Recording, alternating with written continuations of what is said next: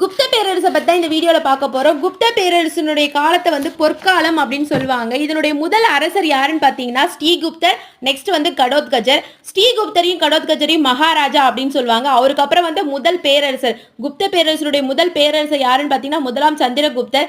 இவர் வந்து லிச்சாவி இளவரசியான குமாரதேவி வந்து மணந்திருப்பாரு. இவரை பற்றி சொல்கிற கல்வெட்டு என்னன்னு பார்த்தீங்கன்னா மெகரோலிக் இரும்புத்தூண் கல்வெட்டு வந்து சந்திரகுப்தரை பற்றி சொல்லும். தென் வந்து இவருக்கு பட்டப்பெயர்கள் என்னன்னு பார்த்தீங்கன்னா மகாராஜா, அதிராஜா. இதெல்லாம் வந்து சந்திரகுப்தருக்கான பட்டப்பெயர். இவருக்கு அப்புறம் யார் வந்திருப்பாங்கன்னு பார்த்தீங்கன்னா சமுத்திரகுப்தர். சமுத்திரகுப்தரை வந்து இந்திய நெப்போலியன் சொல்லுவாங்க. இவரை பற்றி சொல்கிற கல்வெட்டு என்னன்னு பார்த்தீங்கன்னா அலகாபாத் தூண் கல்வெட்டு.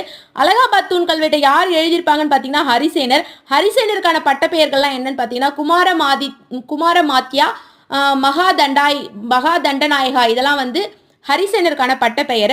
இவர் வந்து என்ன பண்ணியிருப்பாருன்னு பார்த்தீங்கன்னா மேற்கே மதுரா முழுவதையும் கைப்பற்றி தெற்கே பல்லவர்களின் தலைநகரம் காஞ்சிபுரம் வரை வெற்றி படையெடுப்புகளை வந்து நடத்தியவர் வந்து யாருன்னு பார்த்தீங்கன்னா சமுத்திரகுப்தர். அது மட்டும் இல்லாமல் கங்கை சமவெளியில் மேற்கு பகுதியில் 9 அரசர்களை படைபலத்தால் வென்றவர் யாருன்னு பார்த்தீங்கன்னாலும் சமுத்திரகுப்தர் தான்.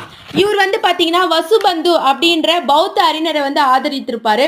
இந்த வசுபந்து தான் வந்து தர்க்கம் குறித்த முழுமையான பௌத்த நூலை வந்து எழுதியவர். அது மட்டும் இல்லாமல் கவிராஜா அப்படின்ற பட்டம் பெற்றவர் யாருன்னு பார்த்தீங்கன்னா சமுத்திரகுப்தர். நாணயங்களில் வீணை வாசிப்பது போன்ற யாருடைய சின்னம் பொறிக்கப்பட்டுள்ளதுன்னு பார்த்தீங்கன்னா சமுத்திரகுப்தருடைய படம் தான் பொதிக்கப்பட்டிருக்கும். தனது இராணுவ வெற்றிகளை பிரகடனம் செய்ய அஸ்வமேத யாகம் நடத்தியவர் யாருன்னு பார்த்தீங்கன்னா சமுத்திரகுப்தர். அஸ்வமேத யாகம் வந்து இராணுவ வெற்றிகளை பிரகடனம் செய்ய வந்து நடத்தியிருப்பாரு. அவருக்கு அப்புறம் யார் வந்திருப்பாருன்னு பார்த்தீங்கன்னா இரண்டாம் சந்திரகுப்தர். இரண்டாம் சந்திரகுப்தர் வந்து பார்த்தீங்கன்னா அவருடைய திருமண முறை மூலமாலும் அவருடைய ஆட்சி முறை மூலமும் அவருடைய ஆட்சியை வந்து விரிவுபடுத்தியிருப்பாரு.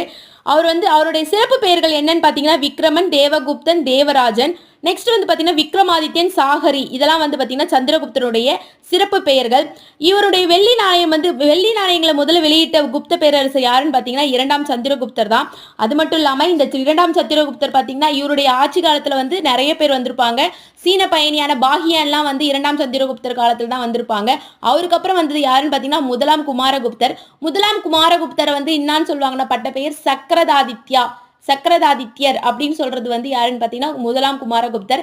இவர் தான் வந்து நாலந்தா பல்கலைக்கழகத்தை கட்ட தொடங்கி இருப்பாரு. அந்த நாலந்தா பல்கலைக்கழகத்தை வந்து யாரு அழிச்சிருப்பாங்கன்னு பார்த்தீங்கன்னா பக்தியார் கில்ஜி. இது ரொம்ப இம்பார்ட்டன்ட் கொஸ்டின் பார்த்துக்கோங்க. பக்தியார் கில்ஜி அழிச்சிருப்பாங்க. ஆரம்பிச்சது குமாரகுப்தர் தான் ஆரம்பிச்சிருப்பாங்க. நெக்ஸ்ட் அதுக்கப்புறம் பார்த்தீங்கன்னா குப்தர்கள் வந்து அவங்களோட தர்க்க நூலை எழுதிட்டு அதாவது பார்த்தோமா மிருச்ச கடிகம் என்ற நூலை எழுதியவர் யாருன்னு பார்த்தீங்கன்னா சூத்திரர்கள். சூரிய சித்தாந்தம் என்ற நூலை எழுதியவர் ஆரியப்பட்டா. தென் வந்து பார்த்தீங்கன்னா காளிதாசர். 8 நவரத்தினங்கள் வந்து இரண்டாம் சந்திர